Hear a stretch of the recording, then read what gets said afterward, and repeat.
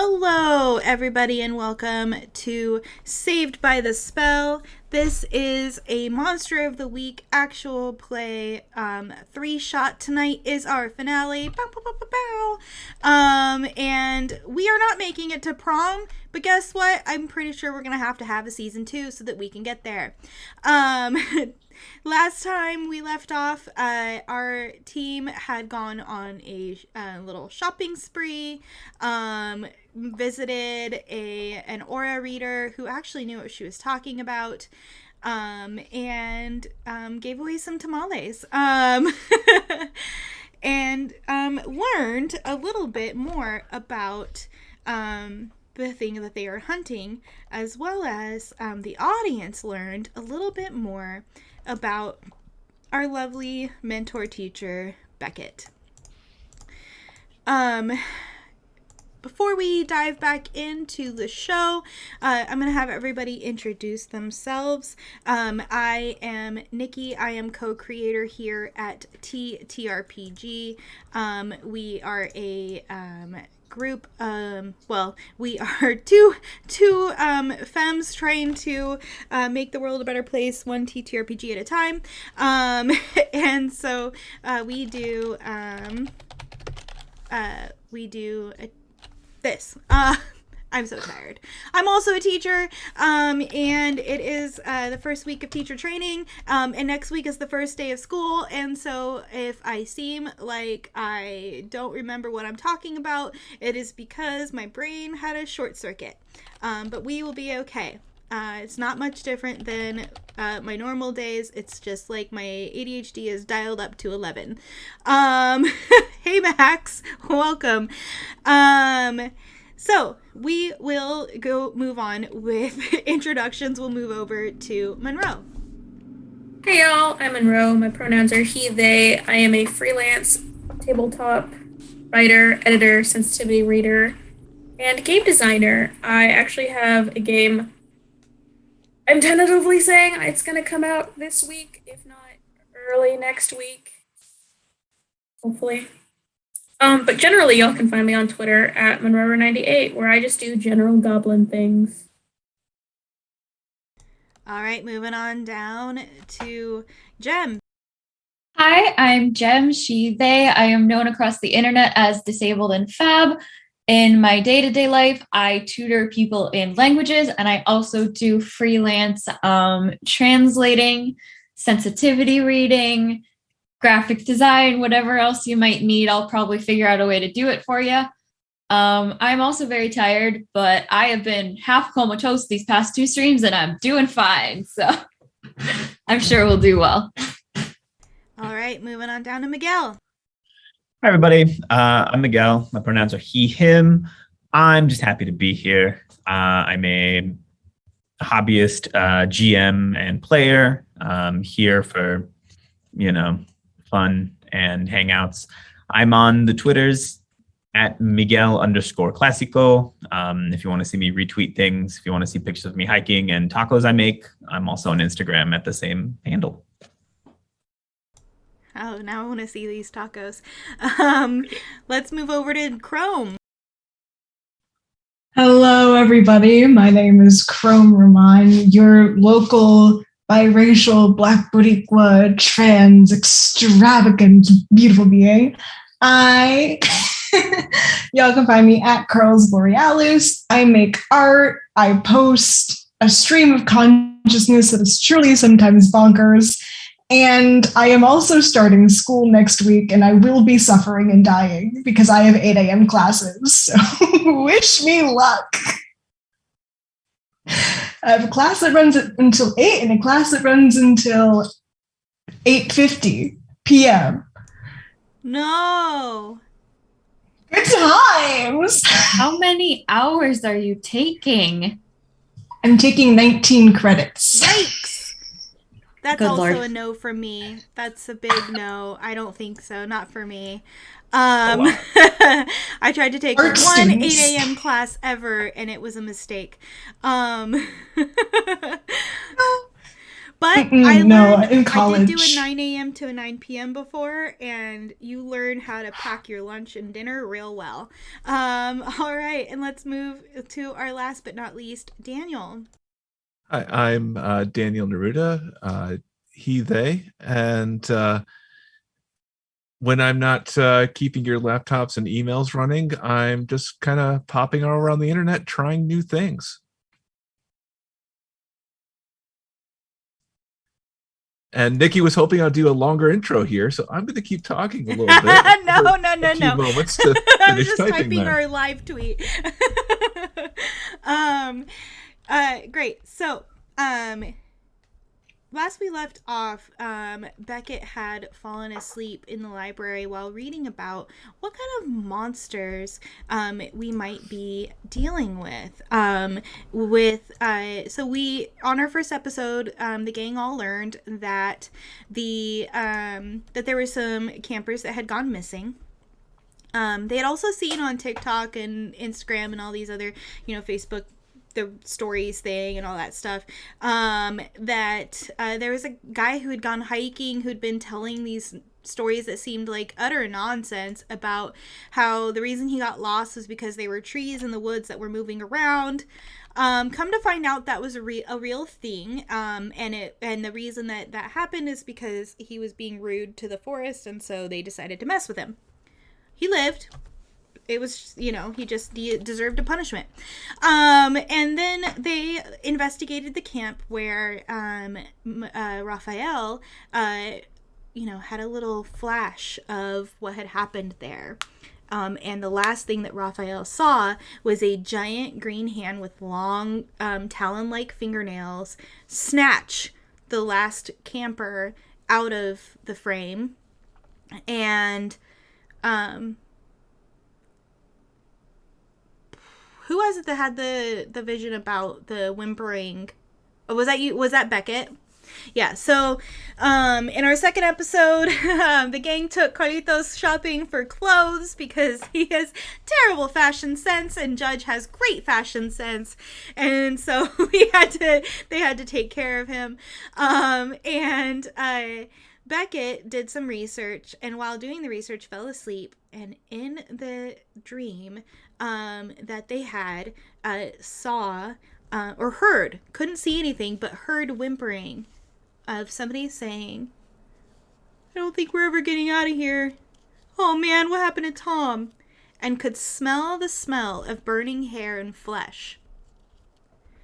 And when they woke up, they turned one more page, and sure enough, there on the very next page was the thing, the creature, that they all need to now take care of because it has been coming out and snatching people about every 4 years or so in this area, in Fir Hollow.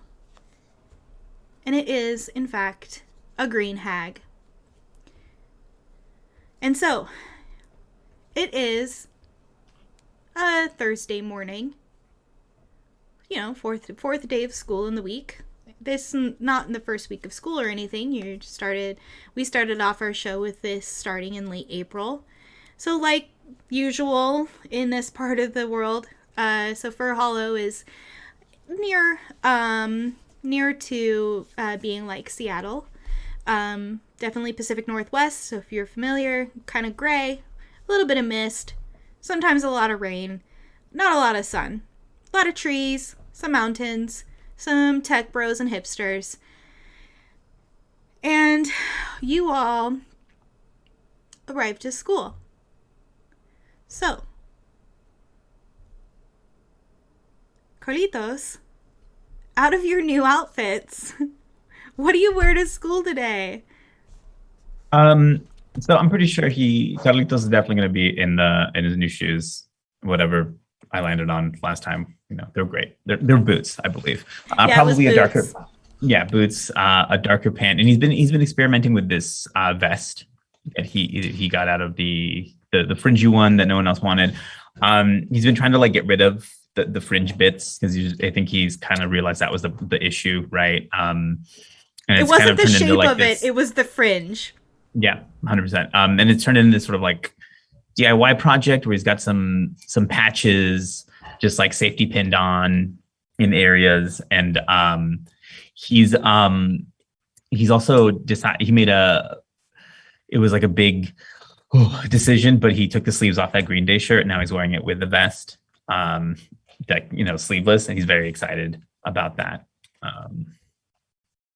Just cruising in the beat up old pickup, duffel bag full of random stuff. It's ready for another day. And spring in a step today. Has he upgraded anything in his duffel bag, or is it all still shin guards? So that's still a big work in progress. He's been so busy and excited with this whole makeover montage. He hasn't really had time to work on his armor. So it's still in the same kind of shape it was before. And it's still ready in case he needs it. Awesome. So who rolls up to school next? I can go next. I was looking for Vivi's outfit, and it's going to be simple for her today. I don't know if it would be simple for anyone else, but since she heard, do we know it's about a hag yet, or have we not been told that? I don't know. Would Beckett have texted the kids or waited until they saw them?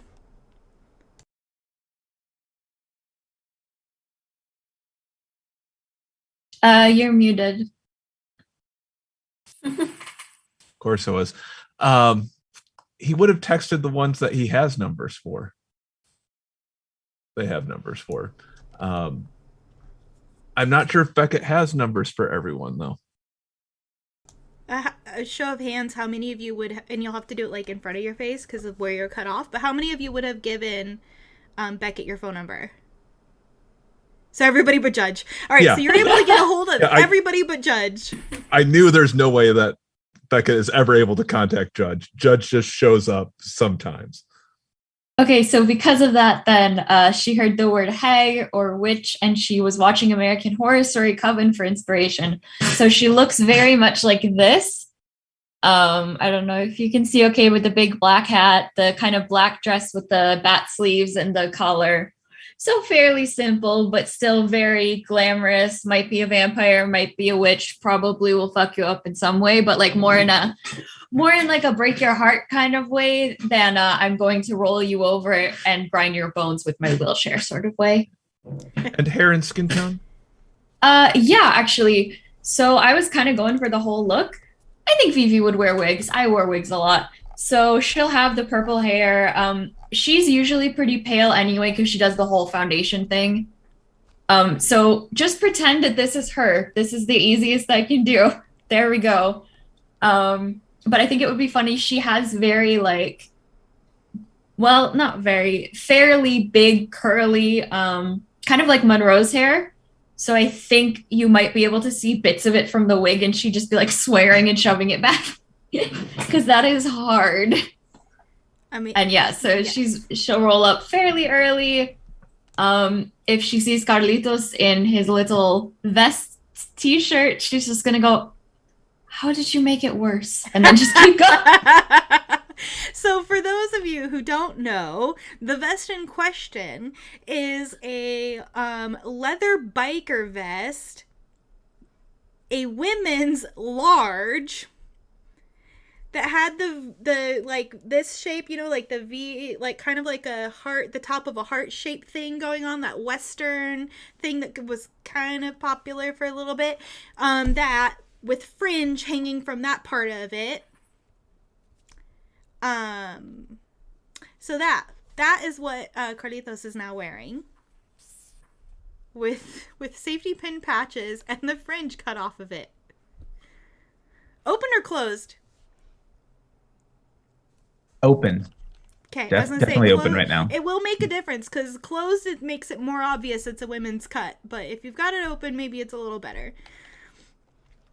All right. So Vivi rolls up, asks how you made it worse. I'm just trying something out. I mean, I don't know that the sweetheart neckline is a good look for you, but it does accentuate your 3 chest hairs. So if that's what you were going for, I can teach you how to contour those to get the illusion of more. Mhm. It's pretty common. Dang, I lost one. I had 4. Rip.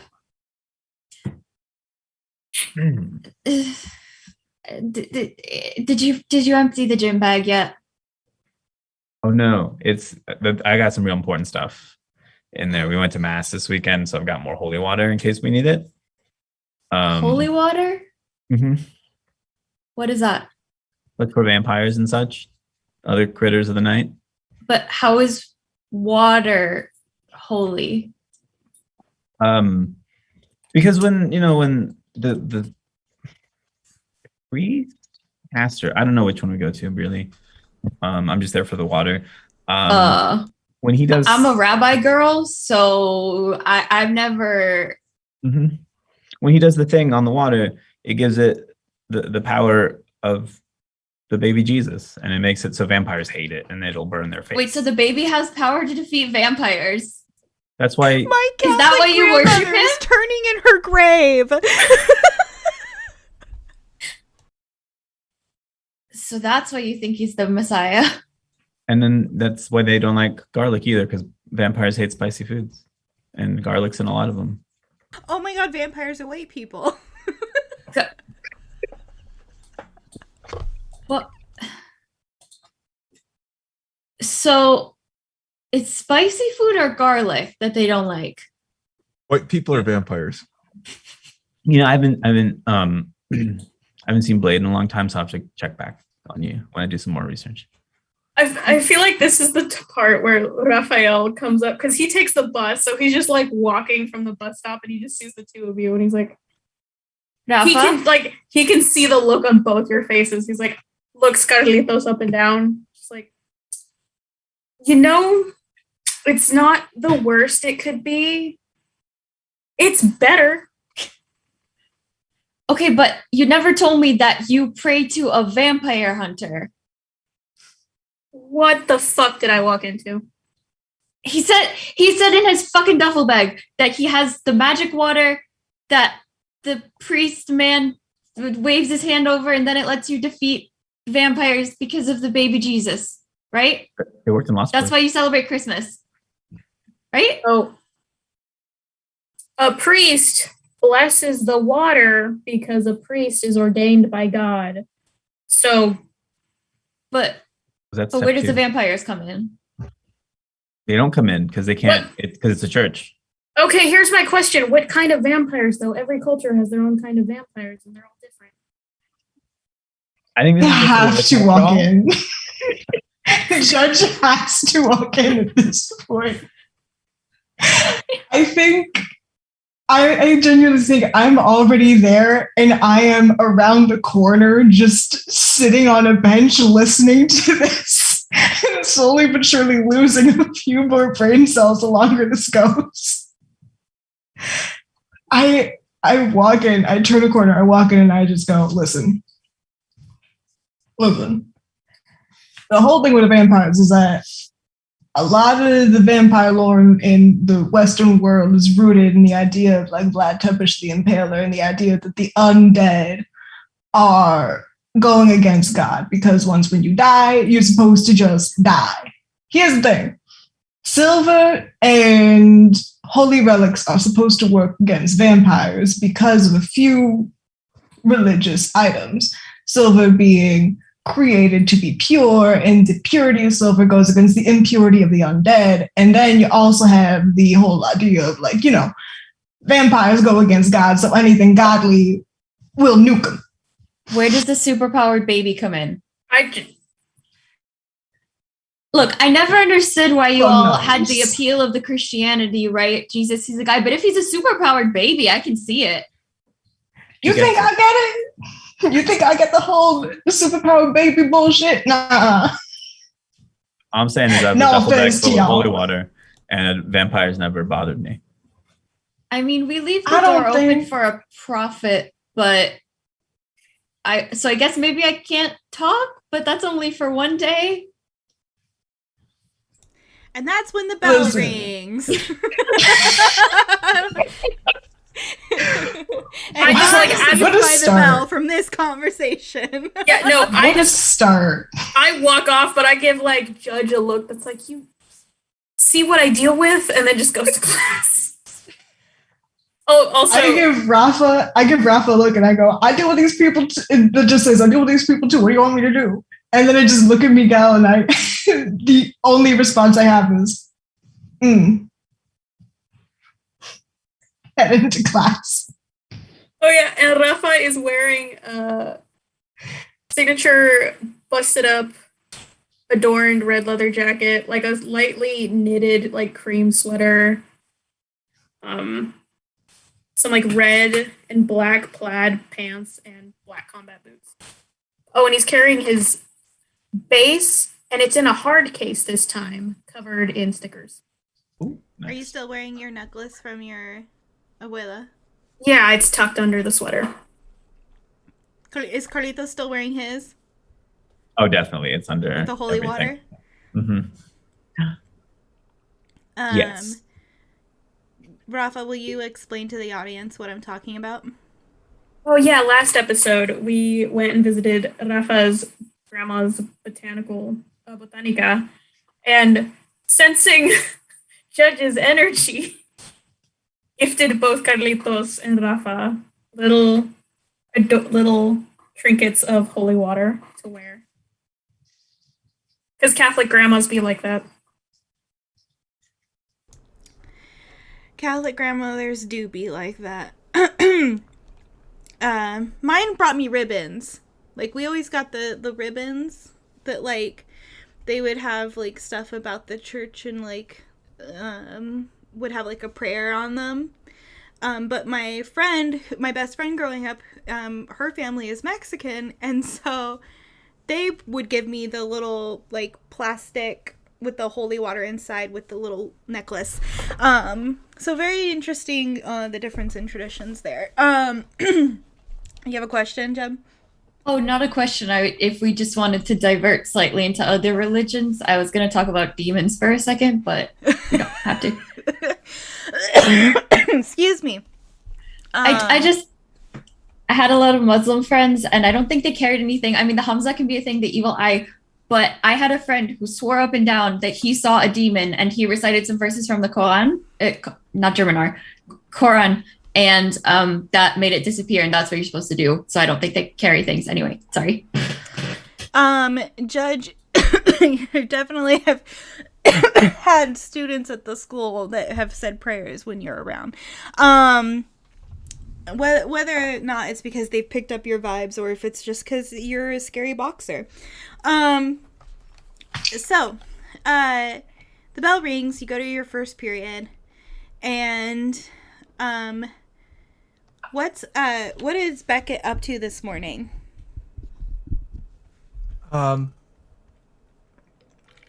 Beckett at the moment is working on paperwork. In particular, this is I'm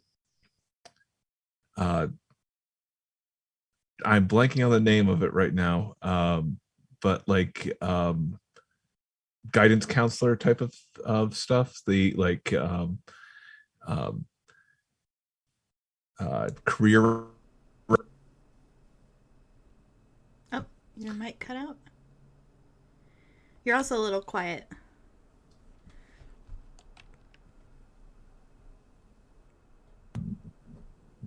We'll try that. There we go.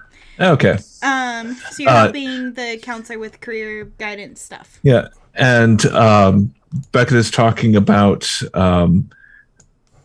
that they think that Judge is actually a good candidate for one of the research internships or librarian internships that Raphael would make a good school administrator, principal, if they wanted to.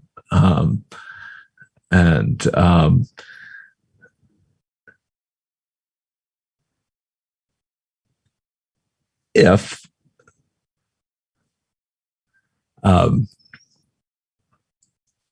Vivian, of course, one of the many art programs in the area. And when it comes to Carlitos, he gets kind of distracted and lost in thought. They just, not an absence of idea, that there are too many ideas going on in their head. In Beckett's head, not just to clarify. Almost a near flashback type of reaction. Yeah, I would say like the kid who's okay at everything could be good at anything. That's Carlitos. Our little B string player. Great. So so the day is starting to go by. Beckett, when you had that that nightmare or vision or whatever, you actually there was a sense of urgency. So I'm curious if you would interrupt their school day or if you're going to wait for them to get to your class period to deal with this issue. Right now, so Beckett had to do some of that paperwork, but in between, before that and after that, the library right now is full of maps on cork boards. There are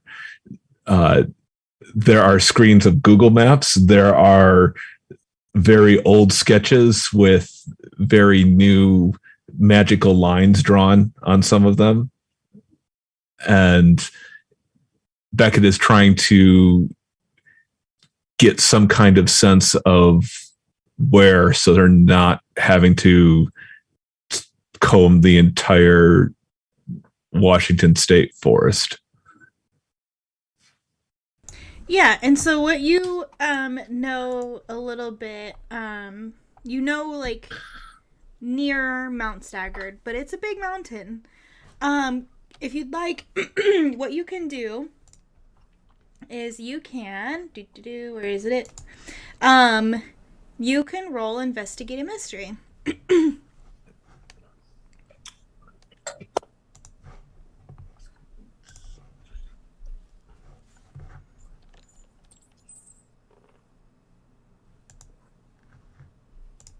Do I add to that? In this case, investigate a mystery is sharp unless there's something in your playbook that lets you roll something different. But I believe only on dark. Only if you want to involve dark past in here. Okay. And do you? Are there strings and push pins on your maps? There are strings. There are push pins. There is white chalk and black chalk and things you don't want to ask questions about too much. There are small scrolls of paper. Some pinned. Some just seem to be floating, as if they just went where they needed to go. But that would be a 12. Dang. All right. So apparently I should have just Googled for green hag and like. Well, once you realized what was going on, you have done enough research in the area. You've been doing this a very long time, since you were a teenager. And so your ability to figure out a situation and use your clues is pretty good. But on top of that, you've got magic. And so using what you know, you have the name of the hag, and you have which is Agatha Mist, and you have the campsite that the campers were taken from, and you're able to feed that information basically into a ritual, and you're able to pinpoint exactly, like you said, some of those pieces are kind of just floating there as if on their own. So what does your ritual look like to do this piece of magic to pinpoint exactly where this hag is, so that you're not all like traipsing through a forest for hours?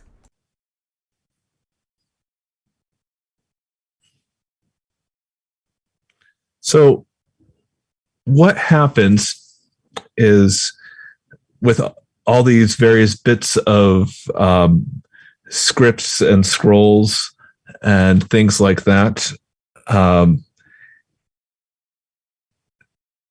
they start forming copies of the maps and start swirling around in circles until they start laying down in a stack.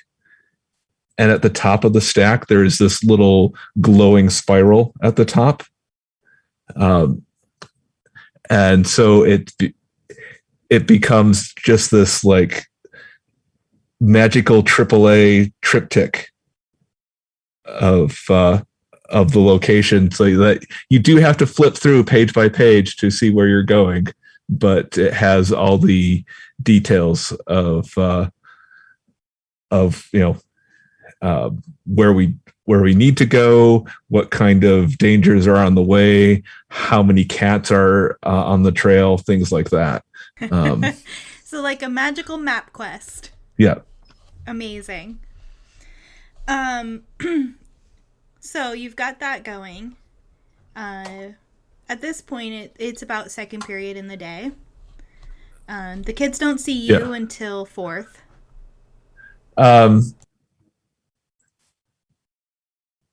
So at this point,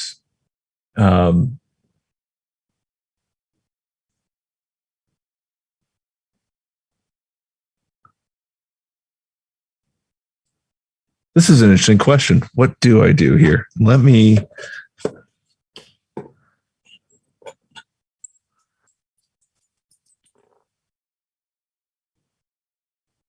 Okay.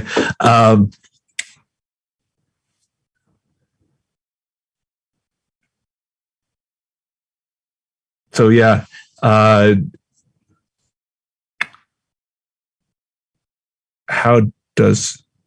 What classes are all of you in right now?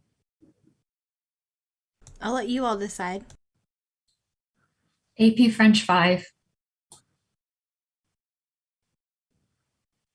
Algebra.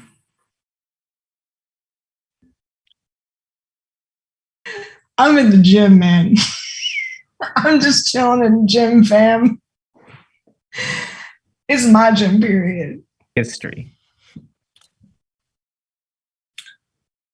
Okay.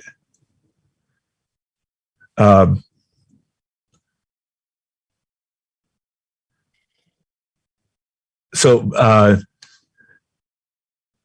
Beckett stops by the gym, throws a baseball at Judge, and walks away.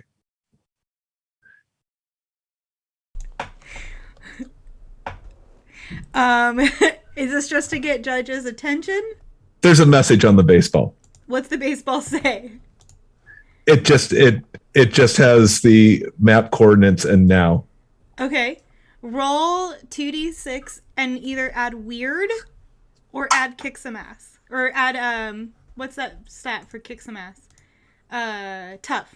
So add my weird is definitely higher. Yeah, so you can add weird and use magic to send your baseball flying.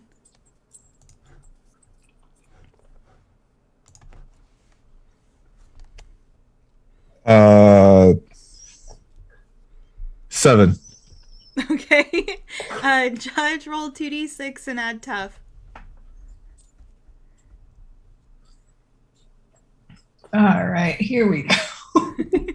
Oh, good.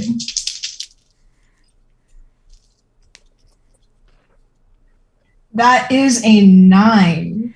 So this ball comes flying at you, and without even looking, you just and catch it. And it's got coordinates on it. Yeah. Beckett doesn't wait. They keep walking. All right, coach. I guess I'm a dip. I'll see you tomorrow. I leave. Yeah, Beckett didn't even wait to watch Judge catch it. Just threw it and You left. knew I would. Yeah. You knew I'd catch it. The history and the algebra teachers are friends with Beckett, and Beckett just comes to the door. I'm assuming they have the kind of like half windows in the classroom doors. So they just tap and point and a little draw a glyph so that where the teacher can see it, just in the air. And their teachers are familiar enough with what this means. Is this Lisa Holland, the social studies teacher? Teaching the history, yes. Yeah, Yeah. she definitely knows what that is. Yeah. The math teacher's confused. I didn't put the math teacher on this list, but the math teacher is a little old man with jowls and glasses.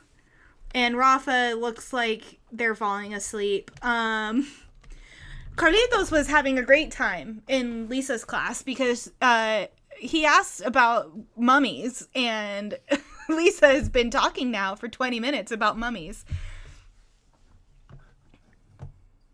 Oh, it's Mr. Griffin teaching. Oh, that's right. Yes. Okay. So in that case, I am going to have to interrupt the class. And I'll just knock on the door, and I'm real sorry for interrupting your class. I do need to talk to Raphael about the new phlogiston training program that's happening. There's some information we need to cover about that right now. If I can take him from your class. Oh, which one's Raphael?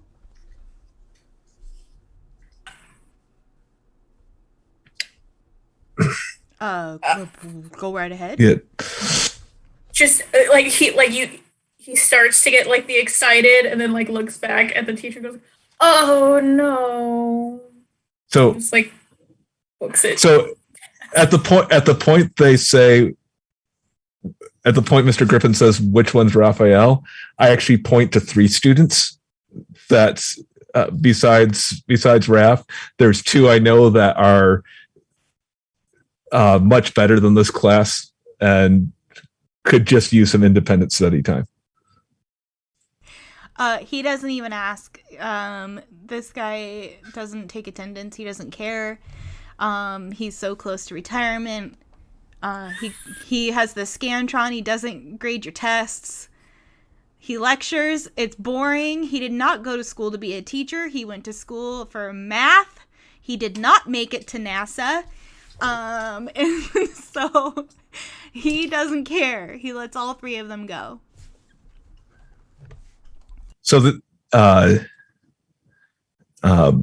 one of them, I give the textbook, or not textbooks, but the book Mathland to, and the other one, the Mathematical Tourist, and I just send them off to the library. They each thank you in turn and head down to the library. Yeah.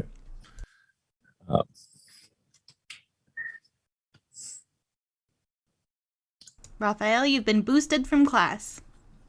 Like as soon as like the door closes, just, thank God. Thank you, Beckett. Thank you, Beckett. Thank you, Beckett. Beckett is still afraid of the French teacher. As you should be. The French teacher is a very interesting person. They are not on my list yet either, but I'm going to tell you about them. The French teacher is a muscular, bodybuilding French Canadian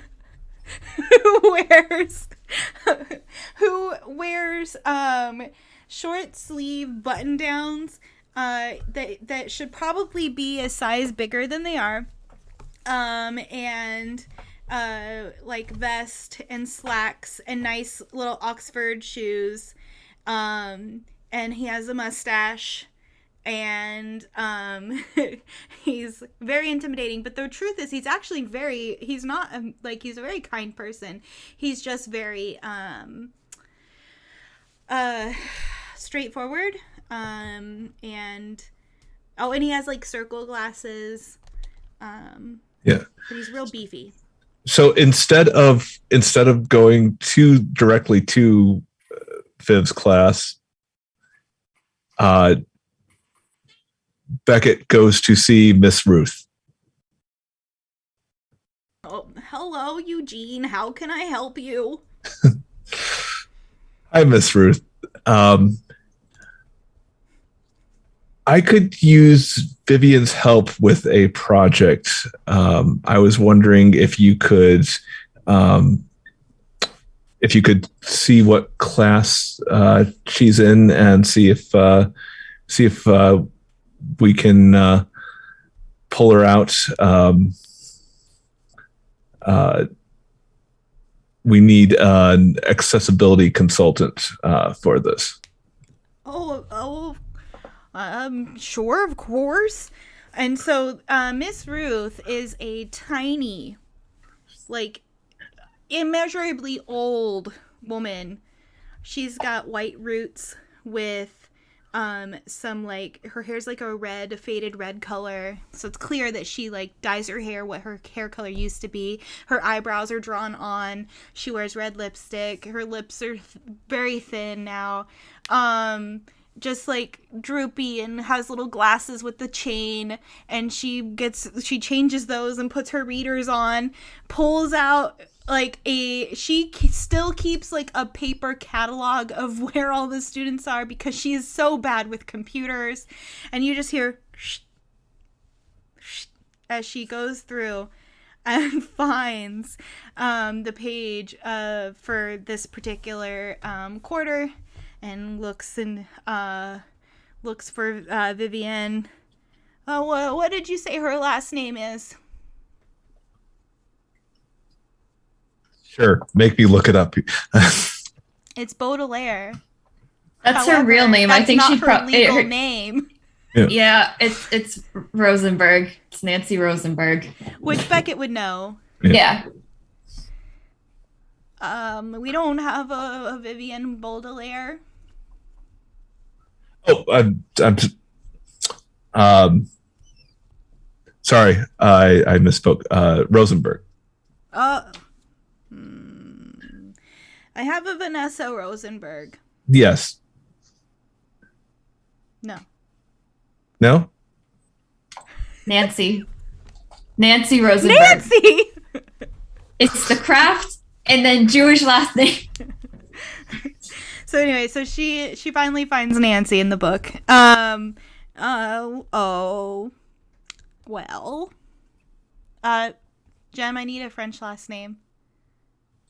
Do you want a French name or a Canadian French name? Because you said he was Quebecois. Is he speaking Quebecois in the class? Because that's like a whole. I don't speak Quebecois. Your character does.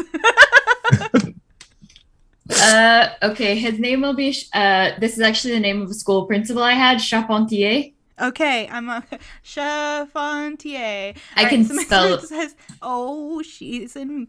They probably say Charpentier. That's what we said here. Mr. Charpentier's class. And she like wiggles her eyebrows.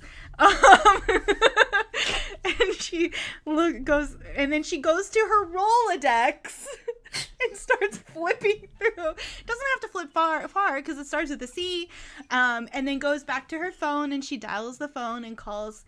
And he answers, and he picks up the phone. And she says, "Oh, we need Nancy Rosenberg to the office, please." And he says, "We." And then you are told that you need to go to the office. Au revoir. J'ai besoin d'aller au docteur. Ciao.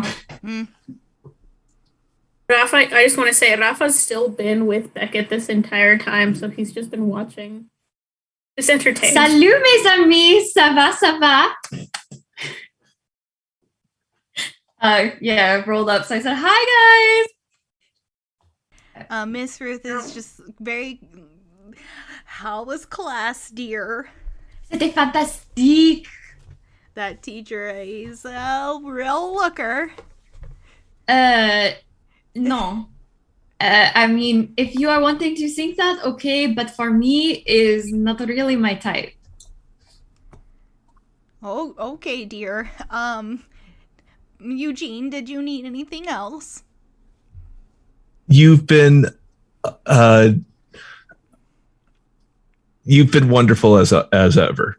Thank you very much. Oh, well, you're just such a good kid. And then she goes and sits down at her desk. Merci beaucoup. So is Miss Ruth the type of a person that would have like a candy dish out in front of her station, or not? Oh, I feel like she would. I feel like she would. I feel like she would have her own candy stash of the things that she likes. Mm-hmm. And so it's like she likes little like sour ball things and like butterscotch and things like that. But then she knows that the kids don't like that stuff, and so on her desk is just a giant jar of like the little dum-dums. You know, the ones that you get at like the bank. So she has those on her desk. Carlitos, being the opportunist that he is, would have taken advantage of the Rolodexing and the this and the that to really just kind of like come up, grab one, and then maybe like take a few paces, and like another, and he's probably walking out with like. Carlitos, if you need me to, I can get you a bag of your own. And she's fully got her back to you when she says this. Yeah. He's like, she was fine. Carlitos grabs that necklace a little tighter. As you when you leave the office, you can feel something in your pocket, Carlitos. What is it? You reach your hand in your pocket. Yeah, absolutely. You pull out 5 more dum-dums. Carlitos takes a moment and like finds like 2 really good ones and then just like does a little mix and match, you know. Ready to go? He doesn't even think about how they got there. Amazing. He does like one of these. I was gonna say, if Miss Ruth is a vampire, will Carlitos be suspicious, or will she have his allegiance with dum-dums? Can vampires make dum-dums appear in pockets? Probably. Super speed, right? That's the thing. I watched Twilight for the first time a few days ago. I know it's a thing. Yeah. So are the it was terrible. I had to see the terribleness for my own. No, you didn't. No, you didn't. No, we don't. We don't talk about Twilight. Possible important reference for later. Do the dum-dums have wooden sticks, or are they paper? Paper. Okay. I'm trying to think. I'm like, do dum-dums have paper or plastic ones?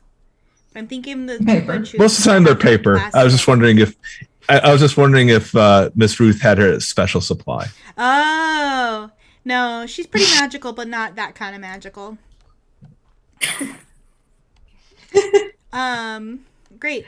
So you've got the team together, and what's the plan? Are we right? Like, what's the plan here?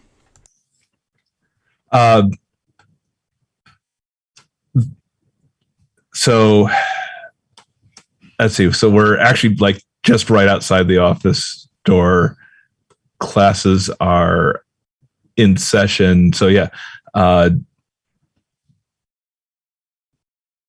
Beckett just addresses all of them, and there are lives in danger. We need to move now. I have the location. Does anyone need to stop at the library to pick up anything first? Allons-y!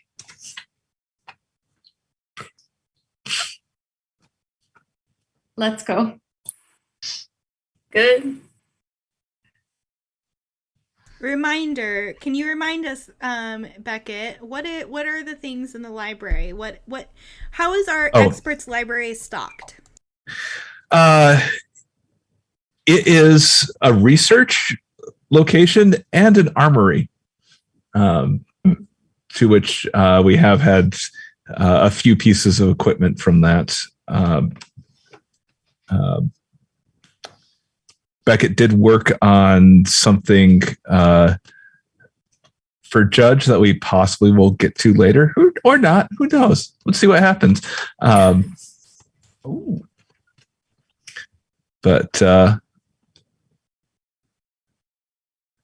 Vivian has her cane sword. Was it 1 harm for the stats? I feel like I don't remember if I asked her, and I couldn't find it written. You had asked me, but I needed details. So it's a cane sword. The umbrella is just for funsies. So we don't need to really, you're not going to really use that in a fight, so that part doesn't matter.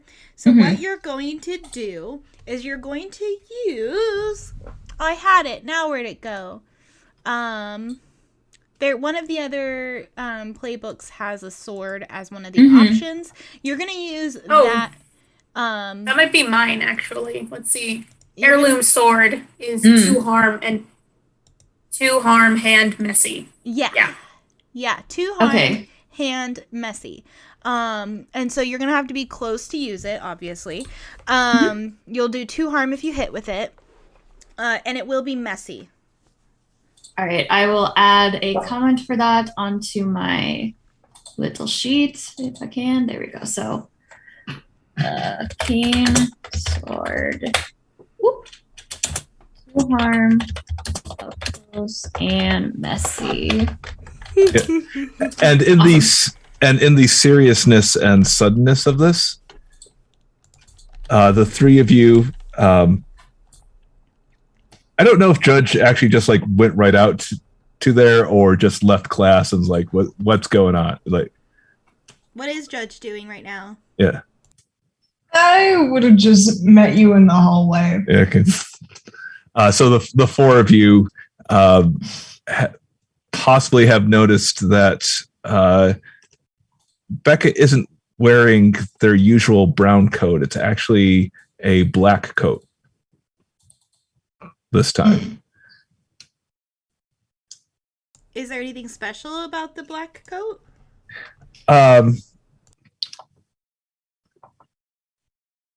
Carlitos possibly has a vague familiarity of it.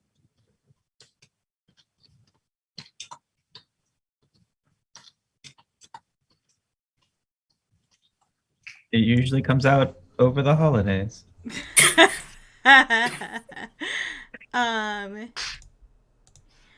But yeah, there's a more direct, urgent mannerism, an almost military like behavior to Beckett right now. Carlitos, you roll. Let's see, what would we have here? I want to see if Carlitos would remember how much he would remember about that night. I'm gonna have you roll 2d6 and add your well, memories regarding like your sister.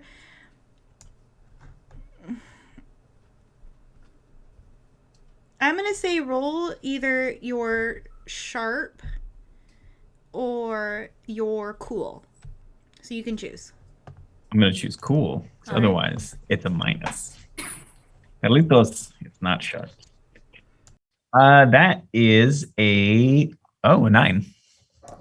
Okay, so what you remember about this coat, like you see Beckett put it on and you get this kind of flashback to and you see Beckett and you're much smaller and Beckett feels much taller.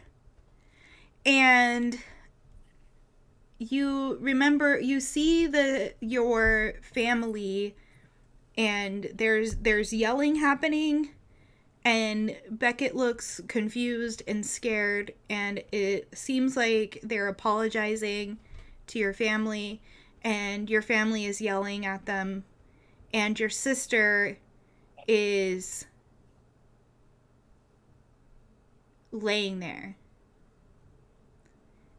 and you are being and then you get ushered away by your dad. That's what you remember about this coat.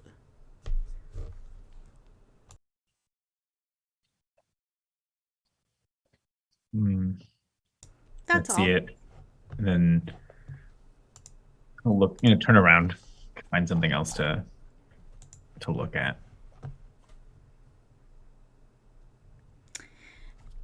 So this route, is this on the way to, like, or do we head to that campsite we were at before and then past it, or is this a completely different location now? Different path, different trail. Okay.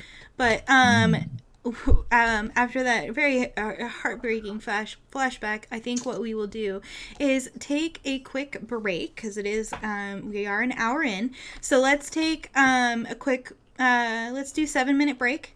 So back at 8 after, and we will pick up from there. So do not go away. We will be right back.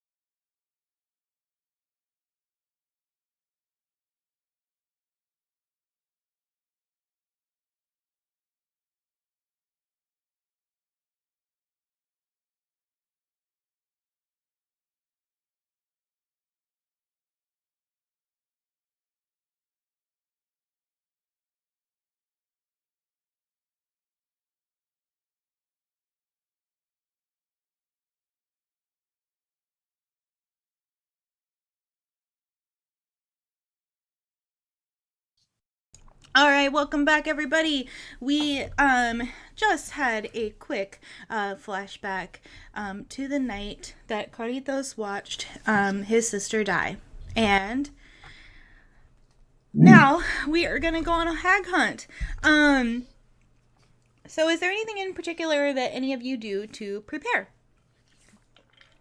I mean, I can only imagine Carlitos is digging into his duffel bag and just putting his makeshift armor on. It's all like dirt bike pads and the shin guard situation, the lacrosse helmet. He also has a knife and brass knuckles that he definitely got out of like one of those sketchy like knife and gun shows, cash up front kind of situation. Do you still have that vest from the first episode? Yeah, that's what he's wearing. Mm-hmm. And he cut the fringe off Okay. and cut the Green Day thing off, the sleeves to wear it. Yeah, that's on Just under all of double-checking. this. Mm-hmm. God damn it. Oh, your fashion is so bad still. It's so more bad. form at this point. So Actually, bad. yeah, I do want to do something. I'm gonna see those brass knuckles, and he's gonna go. Hey, Carlitos, can you hand those here for a sec? Oh yeah, totally. You want to check them out? Yeah, and because always prepared, Rafa grabs a black Sharpie and draws a sigil on one of the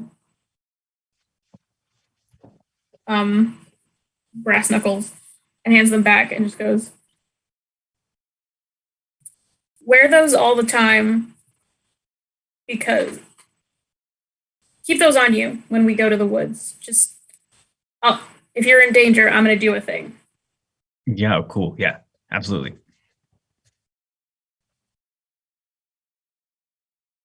Just looks at Vivian. You're fine. I know.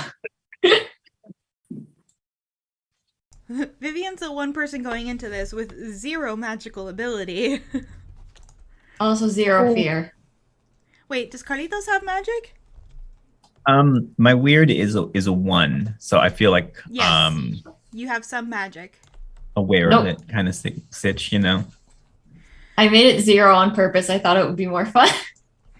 I mean, I love, like, I told somebody that our goth girl was the one that doesn't have any magic and is playing the mundane, and she's like, ooh, the spooky bitch is not witchy. It was really good. Pretty much. I think Phoebe's so excited she's trying to calm herself down. Like, be professional. They're all professionals. They've done this before. You know that. Come on, you could do it. Be like, what's her fucking name? Be like Violet. No, that's the wrong season. Is she called Zoe in the Coven? Yes, I think. I don't know. That's not a show I watch because I am a big baby and I don't do horror or anything, basically. Fair enough. TTRPGs. So Go ahead. so Carlitos is like had gone from looking reasonably okay to now he's just like he's been trying to like just strap everything on that's in his bag, whether it fits or not. And am I getting that correct? So think like like Casey Jones from Teenage Mutant Ninja Turtles. Got Carlitos like just down like quite a few notches. You know what I mean? The lacrosse helmet. I thought the And lid to think was I on my was so drink close. and shook it, and the lid was not on my drink. So my arm is sticky now. So that's why I was making that face. So I was not listening to you all making that face. Yeah. That was me wiping almond chocolate banana non-dairy beverage off of my arm. Anyway, Beckett, what's up? So I've got like 12 different directions to go with this conversation. So take it whichever way you want to here. As you're grabbing all this stuff out of your duffel, I come over to you and put my hand on your arm as you reach in for another thing. This is the first time Beckett's touched any of you.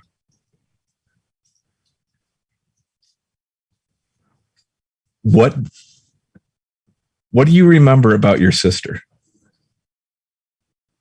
She was very big. She could pick me up with one arm. And we would hang out and read comic books.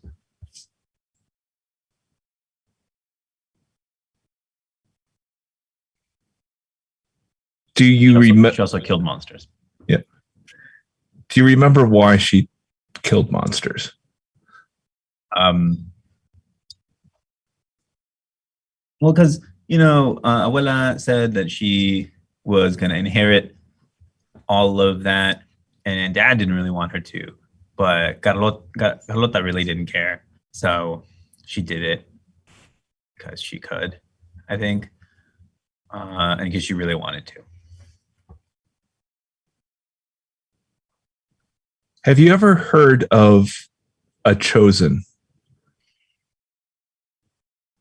Yeah, and Abuela says it's not like a word you throw around lightly. And then maybe Carlota was, maybe she wasn't, but I kind of think that maybe she was. She was. My friend Scott was as well.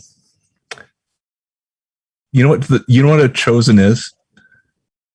A chosen is an excuse.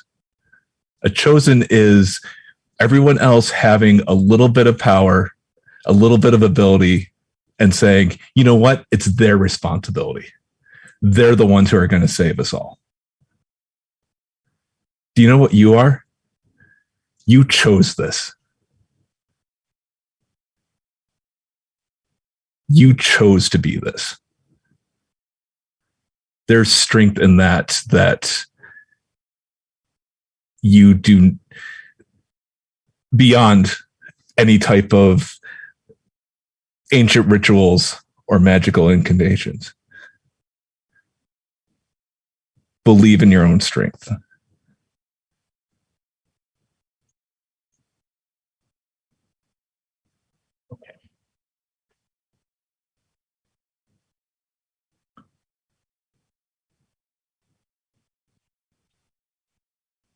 There's like a little one of these.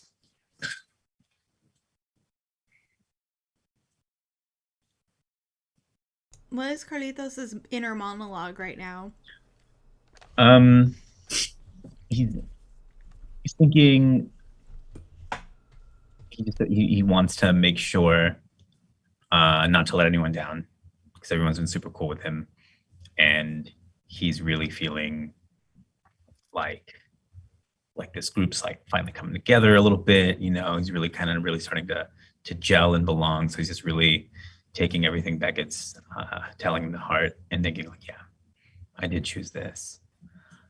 I chose this because I want to make sure people stay safe, and I want to make sure these people stay safe.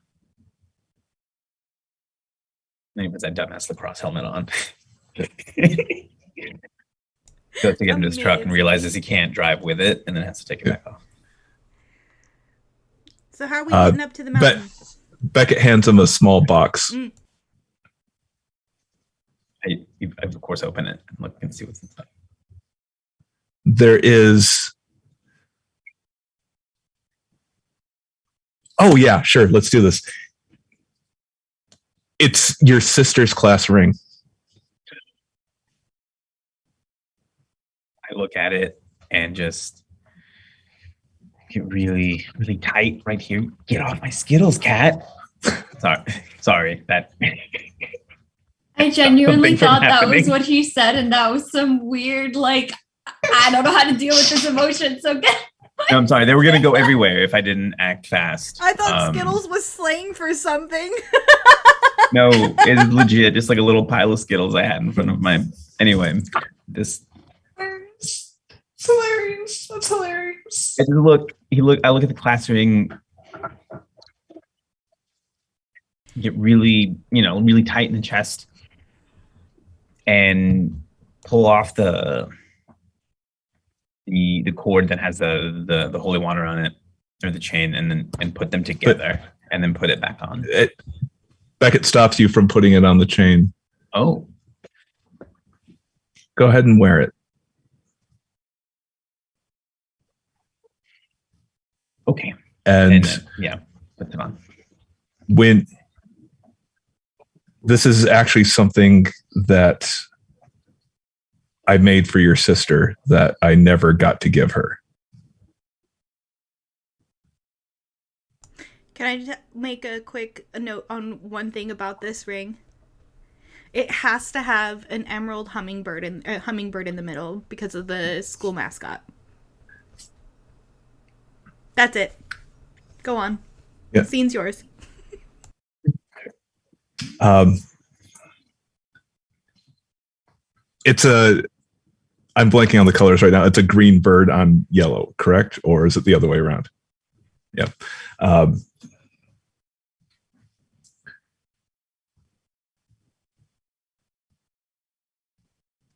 That feeling you had just now of deep in your heart of what you wanted. Focus on that for a moment.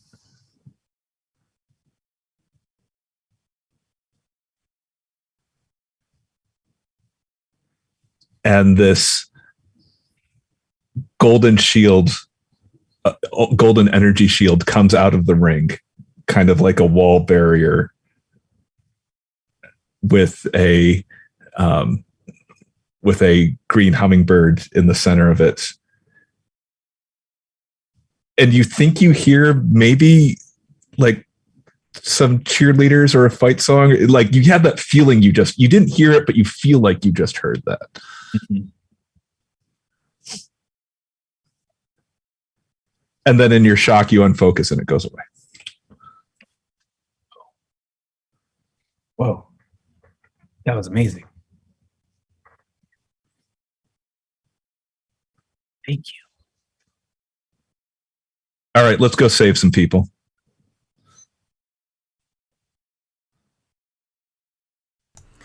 Anyone else need to do anything to prepare?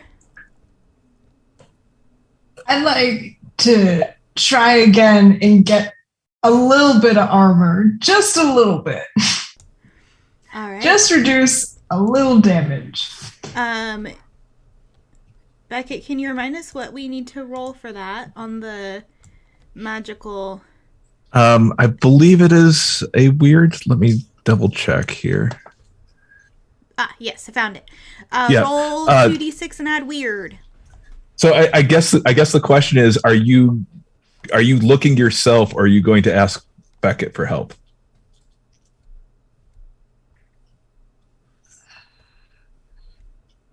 I will ask Beckett for help.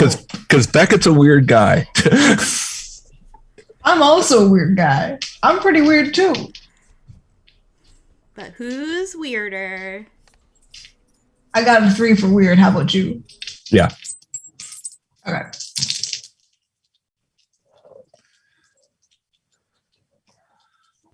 But Let's go spend is there but thematically, would Judge ask for help, or would Judge just try to do it himself? I think. Oh, last time didn't go so well, but also Judge the stubborn asshole. If this time doesn't work, then he'll ask for help next time. That's what he always tells himself. All right. It ain't ever gonna happen.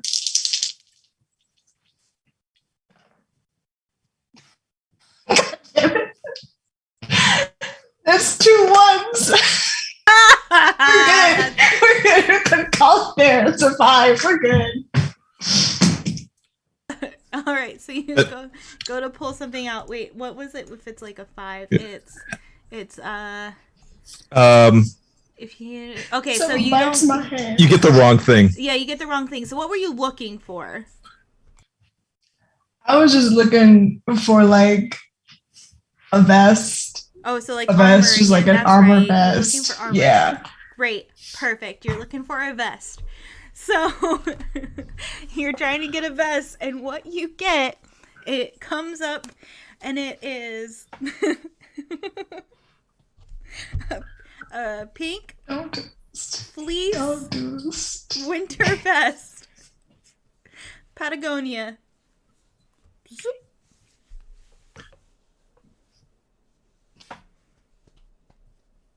That'll really complement your features. I think you should try it on. Absolutely not. Mm-mm. Listen, I know I look hot as shit in reds. This is pink.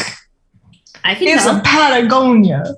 Who the fuck wears a Patagonia except for little white girls in New England? Hell It'll no. make you look non-threatening, right? You can just go up to the witch's Hell house and be no. like, "Oh, I'm lost on a ski trip, and my girlfriend gave me her vest." Who the- I look again at the Patagonia logo, and really, that's the part that bothers me. It's not the color pink; it's the Patagonia. Well, I'd like It to point says out that everyone in the Pacific Northwest wears Patagonia. I don't own any Patagonia. Monroe, do you own Here's any the thing. Patagonia stuff? No. It's not. Here's the everywhere. thing. Here's the thing. In high school, the only people who wore Patagonias were like the little short blonde girls. Yeah. I mean, this area is very white, so like, Hmm. I think it's still I'll do it. tracks. But I'm just saying that this is an area that the Pacific Northwest, a lot of your classmates at your school in Fur Hollow wear performance wear. Like, that's a thing out here. Just like a lot of people drive Subarus. It's just a thing. Like, because the weather out here sucks so bad, you need to own things that help with that. I don't have any Patagonia, but my stuff is like Columbia, so it's not much. It's the same thing. And also, I do Y'all want to can't say wear- real y'all quick can't wear that the owners LLB. of both of those companies are awesome people who really care about the world. And anyway, so you do get a Patagonia pink vest. That's what you get. I mean, hell. I'm gonna look like a middle-aged white mom in this. Absolutely not. No, how Hey, Rafa will take one of the pins on his jacket and like pin it over the logo. no. Hey, Raphael, I have a gift for your grandmother. She'll like this, right? She hates pink. Absolutely not. So I have a feeling I that would take it. I have a feeling that Judge just put it back in the box without ever just. No, I pull it out. I fully pull it out and I just stare at it. I give it to Carlitos. Carlitos probably knows somebody who can use it. I don't know nobody who'll use it. I'll look at it and like look for undercover stuff. I could, yeah. goes No, in the du- it no, goes in the one duffel vest is bag. enough. Carlitos, one vest is enough. It goes in the duffel bag for future You work. never know. It might become. What if you get lost in the woods and you need to be warm? hmm Yeah. Well, then you could climb into the duffel bag itself. I know It you might be said big enough. Carlitos doesn't have very much sharp, but it sounds like he's the most prepared. All right, we need to get moving. So, how y'all getting up the Let's mountain? go. Got the truck. So Is anyone riding with Carlitos? I will. Great. And I will We're riding in the immediately put in my aux cord. Vivian, are you driving your hearse? Great. Beckett, you going with Vivian? Yeah, I think so. Perfect. All right. Same thing as last time. You get up there. Ranger Russell, who grew up in Washington but still calls it Washington, greets you with his mustache forward and gives you the keys to the ATVs. And so you have the same ATVs as last time, so that you don't have to worry about getting everybody up there. Oh yeah, and real quick, as they're going up, Rafa is taking jars out of his messenger bag that he carries around school. And Carlitos, obviously you see this, he opens up his jacket and there's a ton of little like hand-stitched pockets that perfectly fit all the jars. And when they get there, he pulls out his base actually from the case, which is it's big, it's like sparkling. It actually does shimmer, it's like a deep royal blue. And the back has all these different sigils drawn on it in like silver Sharpie. Base.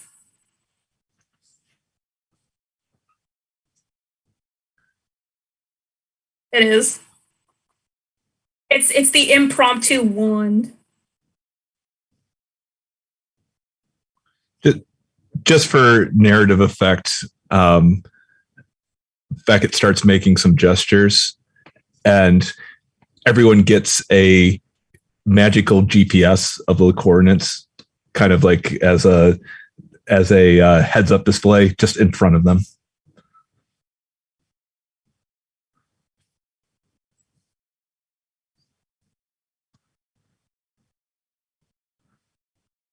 Motorcycle, baby.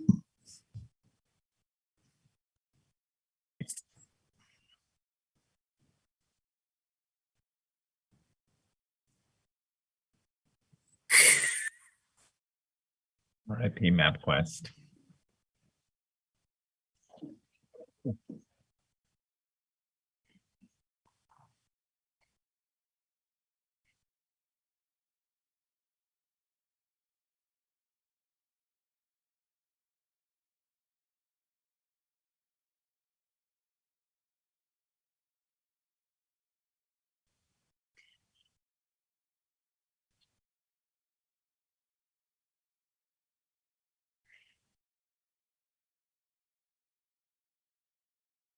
Hear me, but the stream couldn't. Cool.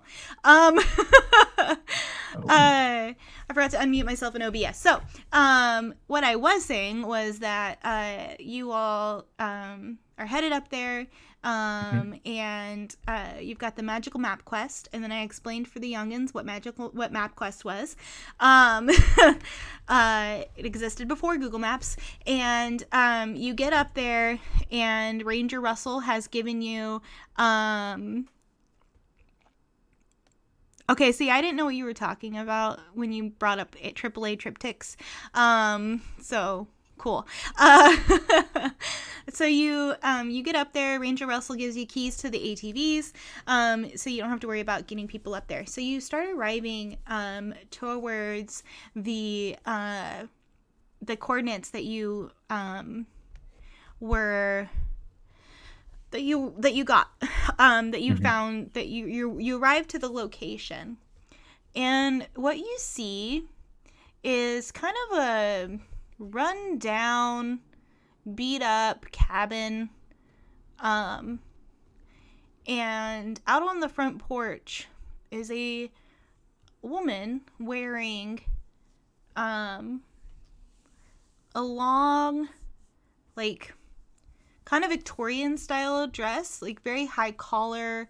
It's brown cotton, very drab, kind of like a puff sleeve here, and then it kind of goes straight, long sleeves, dress goes down all the way to the ground, and she's sweeping. Her hair is up in a very like severe bun, and she is sweeping and singing a song. And what I'd like everybody to do is to roll, and I want you to add, let me look at this real quick, roll plus sharp.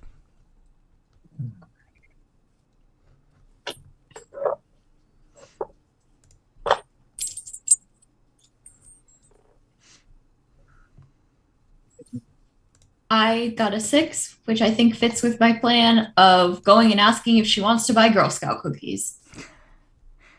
5. So that's 7. I rolled 11 plus 2, so 13. Dang. I also got a 7. Cool. Okay. So Rafa and Judge, you immediately bad vibes. This woman does not pass the vibe check. Like that's it. Beckett, however, having done your extensive research and having experience in monster hunting, you know full well that hags have the ability to put on an illusion and change the way that they look, and that they are masters of mimicry. And so she, as you all get closer, her head perks up and she says, who's out there? Girl Scouts. You don't look like Girl Scouts to me. We've opened up our camp. It is gender inclusive and age inclusive. Would you like to buy some Thin Mints to support the cause? I don't eat refined sugar. Oh, that's okay. We have organic options too. This is Washington. Hmm. And it'll help with my medical bills. Your medical bills? Yes, I'm the troops champion cause. Aren't they so nice? Do you have your chair with you currently? Or are you using some other assistive device? I'd probably be on the cane, but I'll just start walking okay, but I'll just start leaning more. I'm picturing the Beetlejuice Girl Scout cookie song scene, except I'm the Lydia. So roll which I guess to makes manipulate someone. So you're gonna roll plus charm. Okay, that's okay. Please, I have not gotten a single roll this entire game. Yes, 12. All right. And she looks at you and looks at the rest of you and is like, Give me a moment to tidy up and you all can come inside. And Thank you so much. She goes inside and there's some rustling and then she comes back out. All right, come on in. And do you enter? Personally, I would prefer not to go in first, but since I'm apparently the head Girl Scout, I'll go in, sure. Did you pick that move? Yes, actually, the what could go wrong, if that's considered charging. Yes!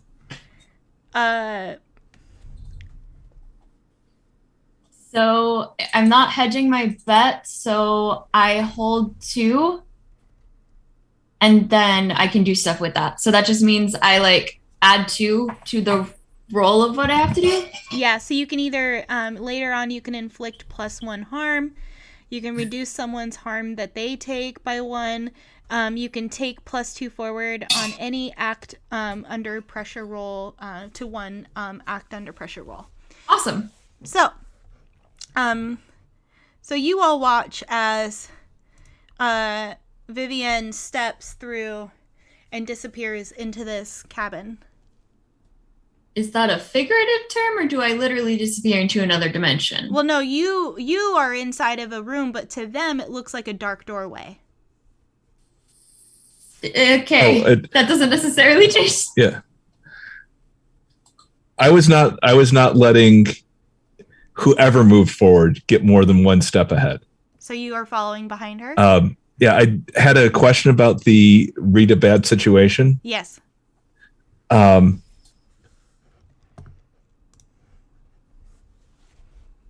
I got the 13, so I get to ask any question, right? Within. My question is there a way to, do I have a sense that there's a way to get out of this without having to kill the hag? Is this pure evil, or is this a series of misunderstandings? What you know about hags, and you'd have to go inside to confirm if it's true about this one, is that they eat people. But bad people? That's subjective. Okay. So yes, I'm following it. If Vivian's going through the door, I'm right behind her because I am not letting anyone go into there alone. What about the rest of you? Yeah, same. Yeah, same. Yeah. All right. So you all step through the door, and when you enter, the door slams behind you. And you're standing in a small-ish room with there's a hearth with a cauldron. Just very stereotypical. She also has like a wooden table with 3 chairs, and place settings for 3. And she has there's a portrait painting hanging on above the mantle. And it's 3 women in all 3 of them wearing the similar garb to the one that greeted you. And but the other 2 are wearing different colors. And so it's like a muted blue, and like a slate gray, and then the brown dress. All of them with their hair up in some like very meticulous, like groomed bun. And she says, well, what did you all really come out here for? When you said this is stereotypical, do you mean stereotypical for Washington State or for a hag? What do you mean? Stereotypical? What was I talking about? The hearth and the cauldron and all that stuff. Stereotypical hag behavior. But yeah, so she looks at you all and says, what did you really come here for? Actually, we're here to talk about our religion. Have you heard the good word of the superhero vampire fighting baby? So close!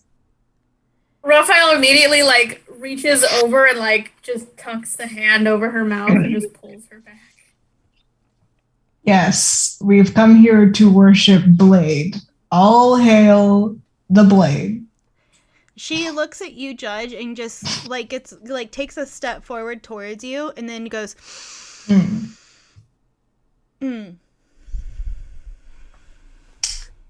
Now, I don't like that. Haven't had anybody like you around here in a long time. I lean over to Rafa. I'm like, this old lady seemed cool at first, but she's giving off kind of a racist vibe now.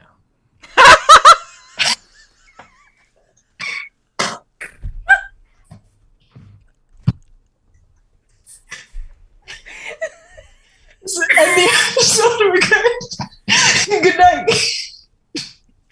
The true monster was racist. Jesus. The monster was racism all along. Oh my God, Miguel. Oh, you kill me. Okay. Miguel is going to be on every show I ever do for the rest of my life. I'm like my cheeks hurt from laughing earlier. Okay. So she looks at you and says that. You mean people like Judge? I don't. Do you not smell it, kid? I gotta say that's probably me. And she like leans toward. No, it's not you. I tried to sniff her. Sure. She's sniffing me. I feel like I need to reciprocate something here. Ma'am, please. Damn. What am I wrong? Weird? Yeah, add your weird. Yeah, that makes sense. I don't think anything. You're trying to vibe check her for reals. I'm trying to vibe check her with my nose. That's the weirdest shit. Oh, hell yeah. Hell yeah. That's a 10. That is definitely a hag. That she didn't pass the vibe check earlier. She definitely a hag. She can totally tell what you are. And she smells faintly of burnt hair. Well, did you use a hot comb today or something? Because you smell like burnt hair. What is a hot comb? Oh, I know what it is. yes. To be clear. But this character does not. Interesting. Oof. So you just look like that all on your own, huh? Have you ever heard of a shower? Would you prefer I looked like something else? I would prefer if you weren't in my face sniffing me, because that's all kinds of weird shit, man. She hasn't actually stepped that close to you. So Well, she's still sniffing me. she's still like 3 feet away from you. She cocks an eyebrow at Rafa, but kind of moves on. And Vivian, she doesn't even react. And then Beckett, she looks at the long list.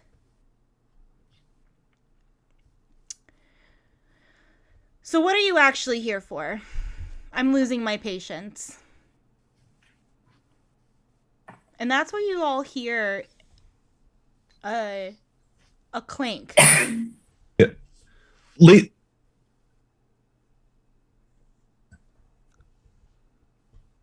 But she doesn't react to the clink. A clank from where? Next room over.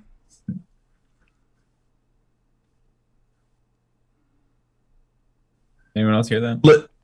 Lady of the Forest. No, not Forest. And Beckett is saying this out loud. Of the Mount.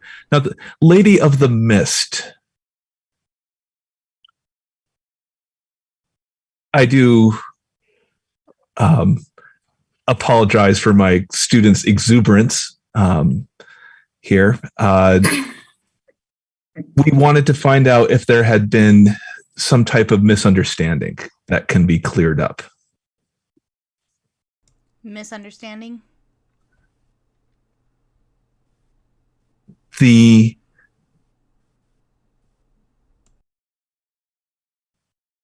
rules of the area that have been negotiated. I understand that those rules sometimes are flexible, but there are certain boundaries that need to be established for everyone's safety. And I was interested to find out if there were any requests or complaints or further items that we should be discussing about this. You're being very vague. And As you they're all hear a talking- clank again. Okay, as they're talking, I just want to like whisper over to Carlitos. Yeah, I think now, if you're not already wearing it, would be a really good time to put on those brass knuckles I gave you. Yeah. Try to really quietly unzip my hip pack and pull them out of there. She turns her head and immediately notices what you're doing. Don't mind me. And as you reach into your pocket to get the brass knuckles out of your pocket, you watch as this woman, as severe as she looks now, her face, her nose, like her face just becomes more harsh to look at. Her skin starts turning this mottled green color. She becomes taller and hunched, and her arms seem too long for her body, and at the end of her hands, with 2 long fingers, as in they're too long, not that she only has 2. And these talon-like fingernails. And she pops her knuckles and says, I think you'll be joining the others. And goes to attack Carlitos. Get the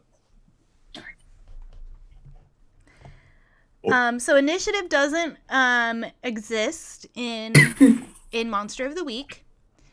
And so, but she does make the first attack because none of you said you were going to attack her. So I don't roll. I do have a shield spell prepared. Okay. What does your shield spell do? Let me see. When you protect someone, gain 2 armor against any harm that is transferred to you. This doesn't stack with your other armor, if any. Okay, so she's attacking Carlitos. Does that protect him? It does. Okay. Let me real quick look up how that would affect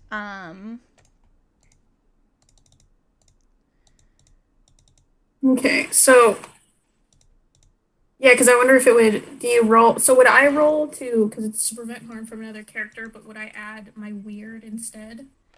yeah, I think you would. Okay, okay. So to just to see if I get any of the harm at all, because if Uh-oh. Sorry, my alarm's going off.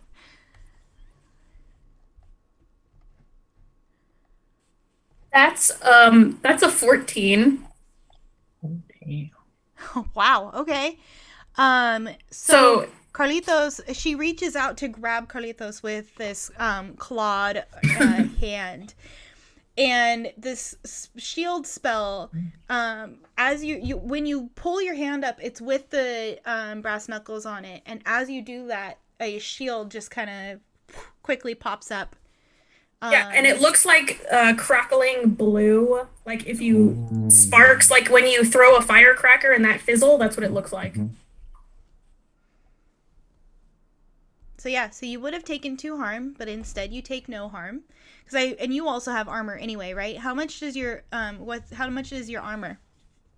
Because I took safety first, it is worth 2 armor. Cool. All right, so that is Rafa's turn. Carlitos, what are you doing?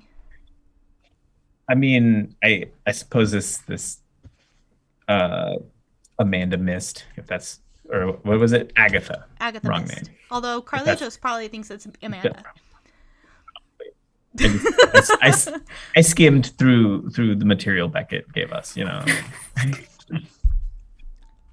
Now that this person is proven himself to be hostile, I suppose Carlitos would try to lash back with the brass knuckles, since he was able to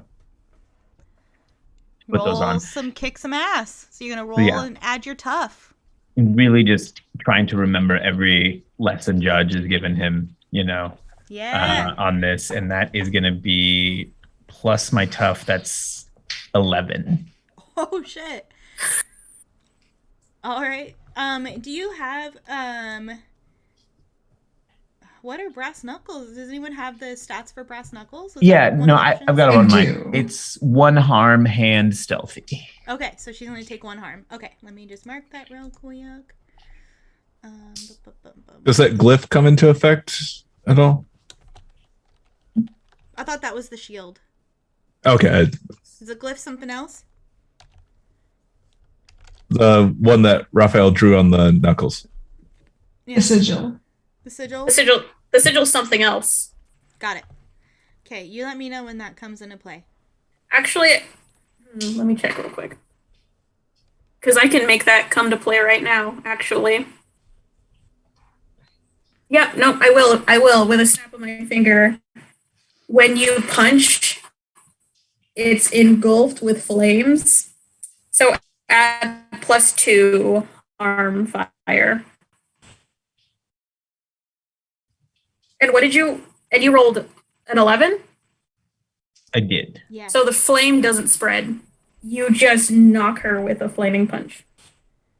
So as the shield dips away, Carlitos punches this hag, and it's a punch that definitely would make Judge proud. Like, it's a good solid hit, and there's a spark, and then of the shield dissolving, and then the hag erupts into flame, and she shrieks and kind of reels back a little bit. Judge, Vivian, Beckett. Yeah, Carlitos is like, what the hell? Yeah, I can go next. I look at what Miguel does and I go, nice cross, kid. I am going to rush this hag and I'm going to just try and body her, I guess. I have brass knuckles of my own. I'm going to slip them on. I'm just going to punch her again.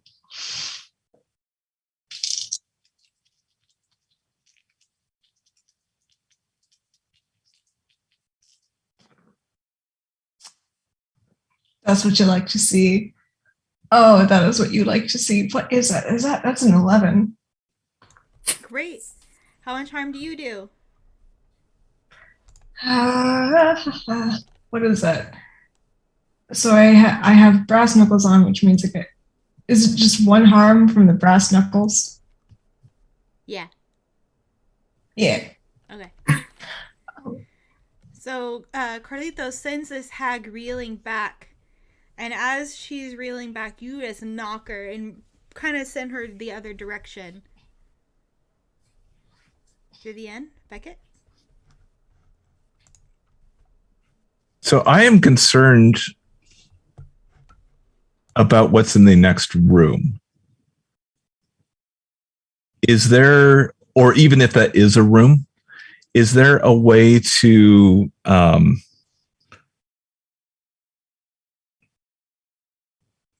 use magic to like knock open that door or dispel magic or something like that? Or Sure. Roll 2d6 plus 12. plus weird, you mean? That's what I meant.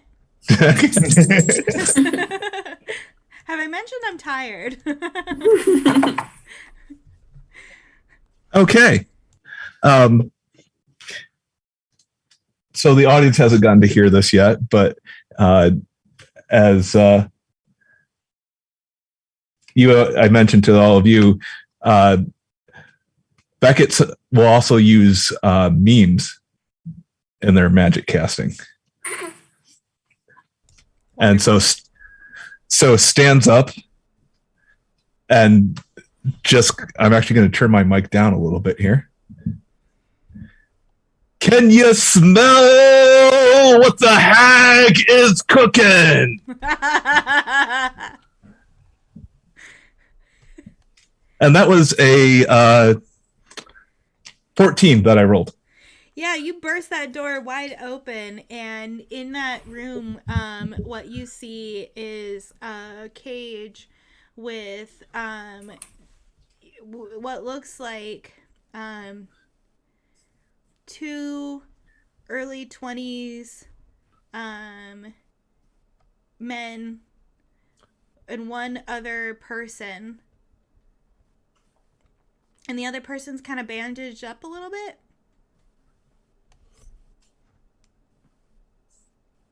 And they're all in cages. 3 separate cages. Yep. No other non-caged people around. Nope. Okay. I assume that's all I get to do. Yes. Yep. All right, Vivienne. All right. So I was trying to look. I have a lot of stuff for helping people, but nobody seems to need help. So I suppose there are 3 people in cages who might need help. Well, in that respect, but this is like if you're fighting, it's to help with the actions, I think. So I don't know how that would work for NPCs. So I suppose they wouldn't be able to get out. Can I just like manipulate her by asking her to tell us where the keys are? Would that even be a possible option? I mean, you could certainly try. It would be really difficult to get her to say yes. What you could also do is you don't need to like use one of the moves specifically on the sheet or on the hunter quick reference. Okay. If you want to go up and just like try to break the locks, or if you want to try to find the keys, that is something you can do. Okay. Oh dear. Yeah, I'll start searching for the keys then. Okay. I just kind of want to stay out of the way so nobody feels like they have to jump in and like help me. Yeah. So roll 2d6 and add either your sharp or your cool. Oh, God bless. I rolled a 10 plus 2 for sharp is 12. Great. So immediately you look around and you try to think of like where's the logical place for these keys to be kept, and they are actually right outside the door jamb to the left of the door. So you're able to grab the keys and you can totally go in there and get those people out. Okay, I will start doing that. Great. So as you approach the cages, they're just like, oh my god, where is she? Oh, what's happening? Did you see the door? Did you see what the door just did, man? Hey, Eric, wake up. And he's like, dude, I'm awake. What the fuck? And then you just hear groaning coming from the third cage. Ah, Christ. Okay. Hi, stoners. I'm your friendly fairy god witch. Can your friend stand, the one in the middle? I forgot you're dressed as a witch right now. To be fair, Vivian would have said that anyway. Yeah. But So, they're like, yeah, I don't know, like, Tom is real fucked up. Eric is fine, like, she hasn't touched us. Yeah, I'm Andy, and, great. All right, how are we gonna do this? Can you pick him up? I think we could totally carry Tom. Yeah. Eric, All we right, can well- carry Tom, right, Eric? Yeah, dude, we can carry Tom. Get him out of the house, then we can dump him in my wheelchair. Go. All right, yeah, cool. Thanks, witch lady. And they get this guy out. So this guy's got like one arm, other one bandaged. Okay. Some kind of like bandage over the head, and the rest of him is still intact. It's clear these guys have been fed. And they carry their friend out of the little cabin. That's good. My other option was to look for a wheelchair. Or not a wheelchair, a wheelbarrow. All right. In that case, That's your turn. yeah. So we're back to the top. So that would be Carlitos. It's the hag. The hag goes next. Hag. So, you really fucked up the hag, Carlitos, but she kind of feels like that's not coming from you. That's coming from someone else, and so she's gonna strike out at Raphael. Do you have any other defenses that you can do, or are you all out? I mean, I still have the shield. I just have that as a spell that I can do. At all times, or is it only on your, like, does it count as your turn? Let me see. Yeah, because it's just under my moves. Like, it's under... Let me see.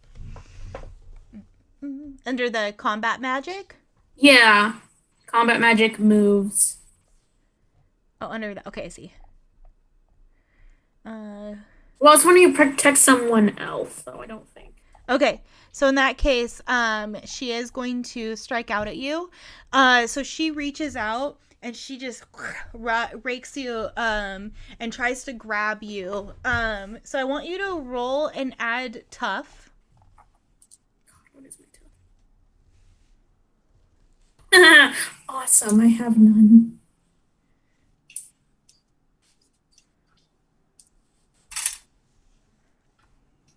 That's a 3.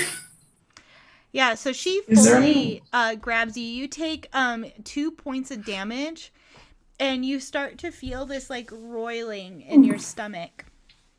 I can reduce that by 1 with the what could go wrong thing. Because I Okay. was holding back 2 and I can reduce the harm by 1.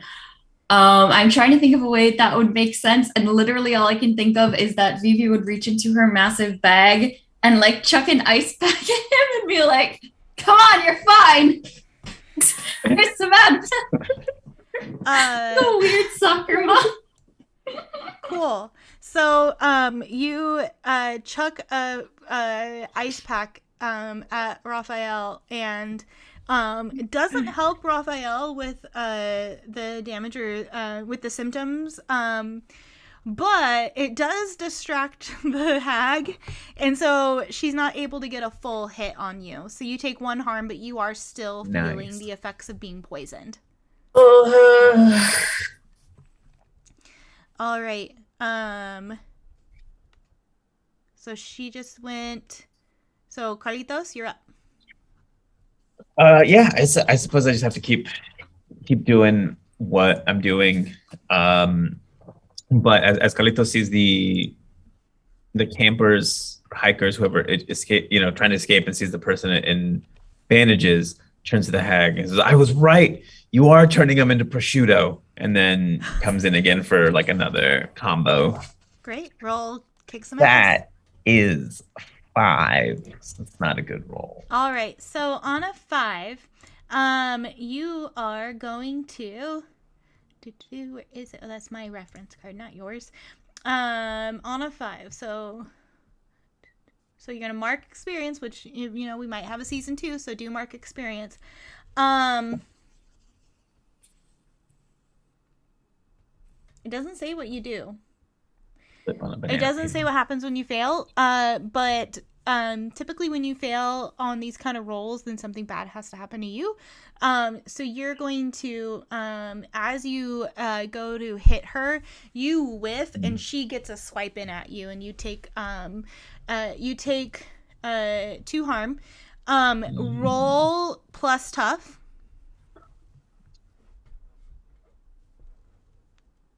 It's 5 again. So Okay. doing real You good over also have that roiling feeling in your stomach. here. Raphael.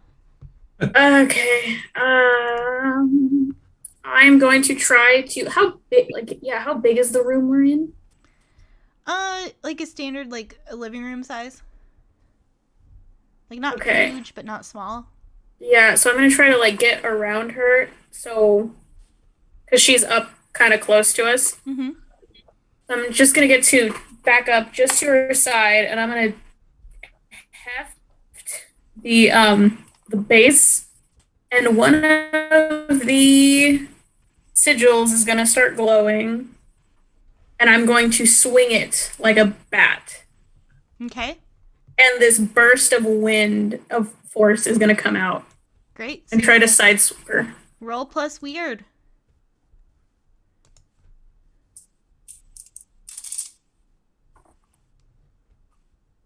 Nine. Great. So on a 9,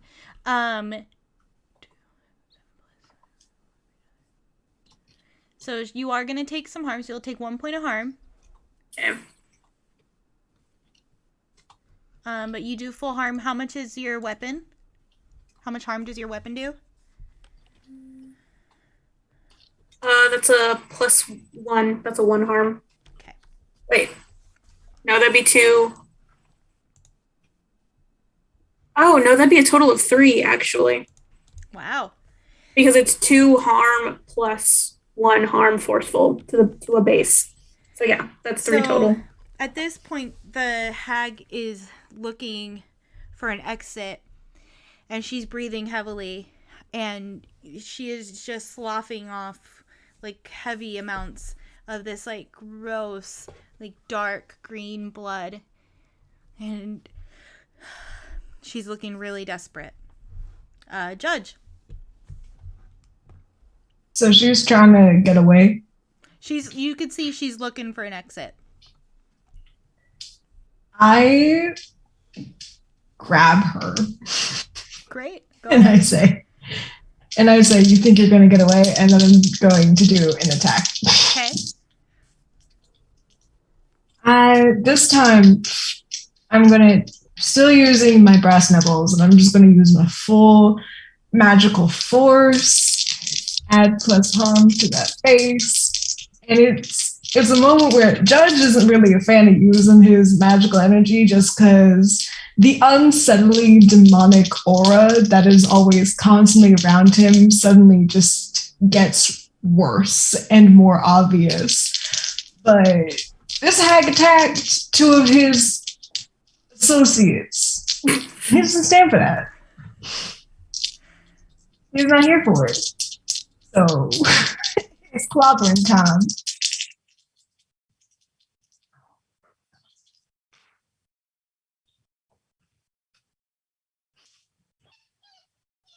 Oh, girl. Oh, you screwed. What's that? Is 14. Holy shit. Okay. So, how much harm does that do? That's 3 harm. And as Yeah, this, it's Suhan. this hag is looking so desperate to get away, what is the last thing that she sees before she dies? She sees my incisor sharpen as my eyes suddenly start glowing red and my pupils turn to slits, and I go, let this be a message. Don't fuck with my territory. And I pound her. So the last thing she sees is a fist. And what does that look like to the rest of the party?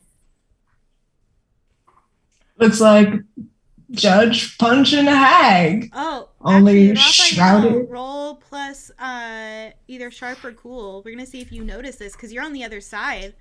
Yeah, like I would be. I can see Judge's face from here. So sharper. Wouldn't I be by the door? I don't know how things are laid out necessarily. In my brain, Raphael's in the corner by the fireplace. The hag is in the middle. You're off to the other side. Ah. That is an 8. Yeah, so they're the Judge and this hag are almost the same height at this point. And as Judge leans forward to say this to her and punches her, it takes like it's like a blink. In a blink, you notice, and then Judge's face is back to his regular face. And the hag is now on the ground dead. And the 3 guys are outside waiting for all of you to take them back to shelter. And Did the painting change at all? The painting of the 3 hags I'm thinking above the about it. fireplace. As she collapses to the ground, nothing changes about the painting, but there were 3 candles on the wall, and one of them goes out, and the other 2 flicker.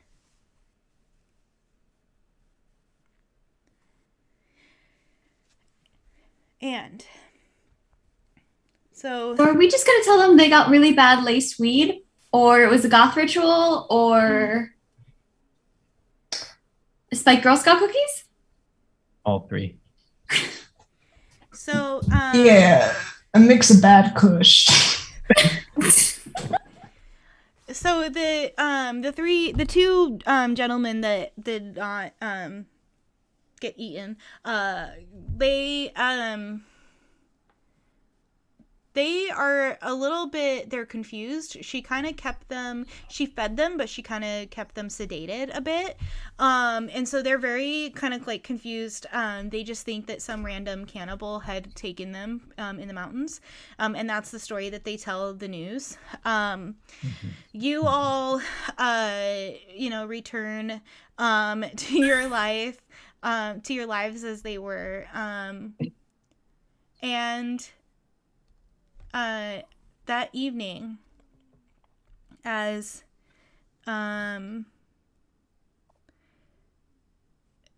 you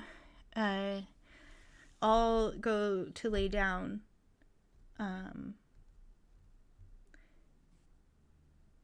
something strange, you like get this weird feeling, like all of you have this odd, like something hinky is going on. Something's wrong, but you can't quite put your finger on it.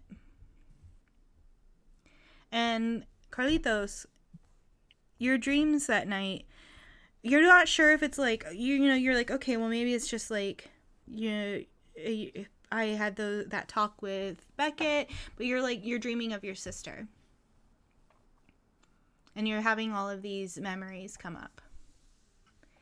And what you all don't see, but what the audience watching Saved by the Spell sees, is as Carlitos wakes up in the morning, somewhere in the Fur Hollow Cemetery, in the family mausoleum for the family de la Cruz. That was.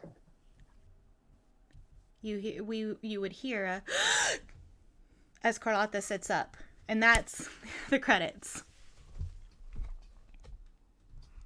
She like, is it a coffin that goes up or is it? She was on a slab. Okay. It's bougie. I don't know how family mausoleums work. All right, so I'm not going to tell you any more about that situation because it might come into play later. I have been Nikki. I have been your director and storyteller tonight and for the last 2 episodes. Thank you to those of you who have stuck with us through the episodes. If you missed any, you can definitely check it out on the VOD when I finally upload them. I am sorry, I'm a teacher. It's almost the first week of school and I have been really stressed out, so I will do it as soon as I can. That being said, coming up in September, we have what is our show in September called? Beyond the Corridor. So we've got Beyond the Corridor is coming up. That is it's a Kids on Brooms 3-shot, kind of like what we did here. It will be run by Max, who is Arcane Goth on Twitter, and he has quite the fun adventure in store. Amazing cast, super pumped for everyone to see that when that comes out. I